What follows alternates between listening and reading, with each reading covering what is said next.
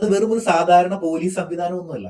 ഏറ്റവും പവർഫുൾ ആയിട്ടുള്ള ഒരു കേന്ദ്ര ഏജൻസിയാണ്. ഈ പലരും വിചാരിക്കുന്നത് രാഷ്ട്രീയക്കാരുടെയും അല്ലെങ്കിൽ വൻകിട ബിസിനസ്സുകാരുടെയൊക്കെ വീട്ടിൽ മാത്രമാണ് ഇവർ വരും എന്നുള്ളതാണ്. എന്നാൽ നിങ്ങൾക്ക് തെറ്റി. നിങ്ങളൊരു ബിസിനസ് ചെയ്യുന്ന ആളാണെന്നുണ്ടെങ്കിൽ പോലും ചിലപ്പോൾ ചില സാഹചര്യങ്ങളിൽ ഇഡി നിങ്ങളുടെ വാതിലിലും മുട്ടാനായിട്ട് സാധ്യതയുണ്ട്. ഇനി ഇഡിക്ക് നിങ്ങളുടെ വീട്ടിലെ ലോക്കറുകൾ, അലമാരകൾ, വാഹനം ഇതൊക്കെ പരിശോധിക്കാനും ഇനി പൂട്ട് തുറക്കാനായിട്ട് താക്കോൽ നിങ്ങൾ കൊടുത്തിട്ടില്ല എന്നുണ്ടെങ്കിൽ അത് പൊളിക്കാനുള്ള അധികാരമുണ്ട്. അപ്പോൾ ഇഡിയുടെ റെയ്ഡ് വന്നു കഴിഞ്ഞാൽ ഇനി നിങ്ങളുടെ അവകാശങ്ങൾ എന്തൊക്കെയാണ്? ഹായ്. ആരാണ് ഈ ഇഡി? നിങ്ങളുടെ വീട്ടിൽ അവർ വരാനായിട്ടൊക്കെ സാധ്യതയുണ്ടോ? ഇടയ്ക്കിടയ്ക്കൊക്കെ നമ്മൾ വാർത്തകളിൽ കേൾക്കുന്ന ആ ഇഡി അല്ലെങ്കിൽ എൻഫോഴ്സ്മെന്റ് ഡയറക്ടറേറ്റ് ഉണ്ടല്ലോ, അത് വെറും ഒരു സാധാരണ പോലീസ് സംവിധാനമൊന്നുമല്ല. ഇന്ത്യയിലെ കള്ളപ്പണ ഇടപാടുകളും അല്ലെങ്കിൽ വിദേശ നാണ്യ ചട്ട ലംഘനങ്ങളും ഒക്കെ ഉണ്ടല്ലോ, ഇതൊക്കെ തടയാനായിട്ട് രൂപീകരിച്ചിട്ടുള്ള ഏറ്റവും പവർഫുൾ ആയിട്ടുള്ള ഒരു കേന്ദ്ര ഏജൻസിയാണ്. ഈ പലരും വിചാരിക്കുന്നത് രാഷ്ട്രീയക്കാരുടെയും അല്ലെങ്കിൽ വൻകിട ബിസിനസ്സുകാരുടെയൊക്കെ വീട്ടിൽ മാത്രമാണ് ഇവർ വരൂ എന്നുള്ളതാണ്. എന്നാൽ നിങ്ങൾക്ക് തെറ്റി. നിങ്ങളൊരു ബിസിനസ് ചെയ്യുന്ന ആളാണെന്നുണ്ടെങ്കിൽ പോലും ചിലപ്പോൾ ചില സാഹചര്യങ്ങളിൽ ഇഡി നിങ്ങളുടെ വാതിലിലും മുട്ടാനായിട്ട് സാധ്യതയുണ്ട്. ഉദാഹരണത്തിന് ബാങ്ക് അക്കൗണ്ടുകൾ വഴി നിങ്ങളുടെ വരുമാനവുമായിട്ട് ഒത്തുപോകാത്ത കോടികളുടെ സംശയകരമായിട്ടുള്ള ഇടപാടുകൾ നടക്കുക, ഈ വിദേശത്ത് നിന്ന് നിയമവിരുദ്ധമായിട്ട് പണം വരിക, അല്ലെങ്കിൽ ഒരു വ്യാജ കമ്പനി ഉണ്ടാക്കി നികുതി വെട്ടിക്കാനായിട്ട് ശ്രമിക്കുക, ഇതൊക്കെ ഇതിൽ പെടാനായിട്ട് സാധ്യതയുണ്ട്. ഇഡി നേരിട്ട് വരണമെന്നൊന്നുമില്ല കേട്ടോ. ഒരു ലോക്കൽ പോലീസോ അല്ലെങ്കിൽ ക്രൈം ബ്രാഞ്ചോ അല്ലെങ്കിൽ വിജിലൻസോ നിങ്ങളുടെ പേരിൽ ഒരു സാമ്പത്തിക കുറ്റകൃത്യത്തിന് കേസ് രജിസ്റ്റർ ചെയ്തിട്ടുണ്ടെന്നുണ്ടെങ്കിൽ അതിൽ കള്ളപ്പണത്തിന്റെ സാധ്യത ഉണ്ട് എന്ന് ഇഡിക്ക് സ്വമേധയാ തോന്നുകയാണെന്നുണ്ടെങ്കിൽ അവർക്കൊരു അന്വേഷണം നടത്താം. PMLA ആക്ട് പ്രകാരം അവർക്കതിൽ വലിയ വലിയ അധികാരങ്ങളാണുള്ളത്. പെട്ടെന്ന് ഒരു ദിവസം രാവിലെ ഇഡി നിങ്ങളുടെ വീട്ടിലോ ഓഫീസിലോ റെയ്ഡിന് വന്നാൽ അവിടെ എന്താണ് ആക്ച്വലി സംഭവിക്കുക? ഈ സിനിമകളിലൊക്കെ കാണുന്നത് പോലെ സാധാരണ ഫയലുകളൊക്കെ വലിച്ചു വാരി നിലത്തിടുകയാണോ ചെയ്യുക? അങ്ങനെയൊന്നുമല്ല.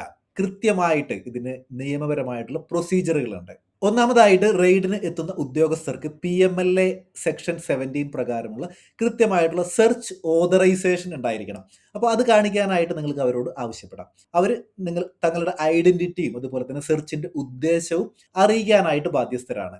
ഇനി രണ്ടാമത്, ഒരു റെയ്ഡ് നടക്കുമ്പോൾ ഒരു 2 സ്വതന്ത്രമായിട്ടുള്ള സാക്ഷികൾ അവിടെ ഉണ്ടായിരിക്കണം. അപ്പോൾ അവരുടെ സാന്നിധ്യത്തിൽ പരിശോധനകൾ നടത്താനായിട്ട് സാധിക്കുള്ളൂ. ഇനി ഇഡിക്ക് നിങ്ങളുടെ വീട്ടിലെ ലോക്കറുകൾ, അലമാരകൾ, വാഹനം ഇതൊക്കെ പരിശോധിക്കാനും ഇനി പൂട്ട് തുറക്കാനായിട്ട് താക്കോൽ നിങ്ങൾ കൊടുത്തിട്ടില്ല എന്നുണ്ടെങ്കിൽ അത് പൊളിക്കാനുമുള്ള അധികാരമുണ്ട്. നിങ്ങളുടെ കമ്പ്യൂട്ടർ, മൊബൈൽ ഫോൺ അല്ലെങ്കിൽ ബിസിനസ് ഡയറികൾ, ആധാരങ്ങൾ ഇതുപോലെയുള്ള ഡോക്യുമെന്റുകൾ അവർക്ക് പിടിച്ചെടുക്കാനായിട്ട് സാധിക്കും. ഇനി പണം കണ്ടെത്തുകയാണെങ്കിൽ അത് കള്ളപ്പണമാണ് എന്ന് സംശയമുണ്ടെങ്കിൽ അവർക്കത് താൽക്കാലികമായിട്ട് മരവിപ്പിക്കാനായിട്ടും പറ്റും. പരിശോധനയ്ക്ക് ശേഷം അവരൊരു സീസർ മെമ്മോ തയ്യാറാക്കും. അപ്പോൾ അതിൽ എന്തൊക്കെ പിടിച്ചെടുത്തു എന്ന് കൃത്യമായിട്ട് എഴുതിയിട്ടുണ്ടായിരിക്കും. എന്നാൽ ഈ സമയത്ത് നിങ്ങൾക്കുള്ള അവകാശങ്ങൾ എന്തൊക്കെയാണ് അത് നമുക്ക് ഇനി കാണാം. അപ്പോൾ ഇഡിയുടെ റെയ്ഡ് വന്നു കഴിഞ്ഞാൽ ഇനി നിങ്ങളുടെ അവകാശങ്ങൾ എന്തൊക്കെയാണ്? എന്താണ് നിങ്ങൾക്ക് ചെയ്യാനായിട്ട് സാധിക്കുക? ഇഡി റെയ്ഡ് എന്ന് കേൾക്കുമ്പോഴേക്കും ഭയന്ന് വിറയ്ക്കേണ്ട കാര്യമുണ്ടോ? നിയമം കൃത്യമായിട്ട് പാലിക്കുന്ന ഒരു പൗരന് റെയ്ഡ് സമയത്തും ശക്തമായിട്ടുള്ള ചില അവകാശങ്ങളുണ്ട്. അത് അറിഞ്ഞിരിക്കുക എന്നത് നിങ്ങളുടെ സാമ്പത്തിക സുരക്ഷിതത്തിന്റെ ഭാഗമാണ്.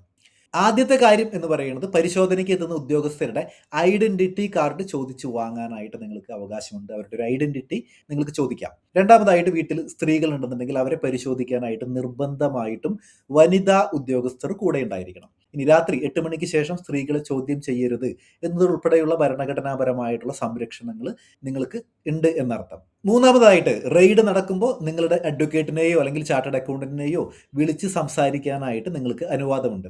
ഇനി ചോദ്യം ചെയ്യൽ സമയത്ത് വക്കീലിന് നിങ്ങളുടെ അടുത്ത് ഇരിക്കാനായിട്ട് ഈ PMLA ലീഗൽ റൈറ്റ് ഇല്ലെങ്കിലും സുപ്രീം കോടതിന്റെ ഗൈഡൻസ് പ്രകാരം ഒരു നിശ്ചിത അകലത്തിൽ നിങ്ങൾക്ക് നിന്ന് കാര്യങ്ങൾ കാണാനായിട്ട് അനുവദിക്കണം എന്നുണ്ട്. അതുപോലെ അവർ തയ്യാറാക്കുന്ന ആ സെർച്ച് മെമ്മോയിൽ, സീസർ മെമ്മോയിൽ ഒപ്പിടുന്നതിന് മുൻപ് അതിൽ എന്തൊക്കെയാണ് എഴുതിയിരിക്കുന്നത് അത് കൃത്യമാണോ എന്ന് വായിച്ച് നോക്കാനായിട്ട് നിങ്ങൾക്ക് പൂർണ്ണമായിട്ടുള്ള അവകാശങ്ങളുണ്ട്.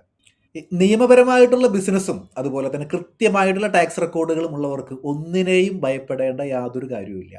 ഈ ഇൻഫർമേഷൻ ഉപകാരപ്പെട്ടെങ്കിൽ നിങ്ങളുടെ ബിസിനസ് സുഹൃത്തുക്കൾക്കായിട്ട് തീർച്ചയായിട്ടും ഷെയർ ചെയ്യുക. ഇതുപോലുള്ള കൂടുതൽ ഫിനാൻസ് ടിപ്സുകൾക്കായിട്ട് നമ്മുടെ ചാനൽ ഫോളോ ചെയ്യുക.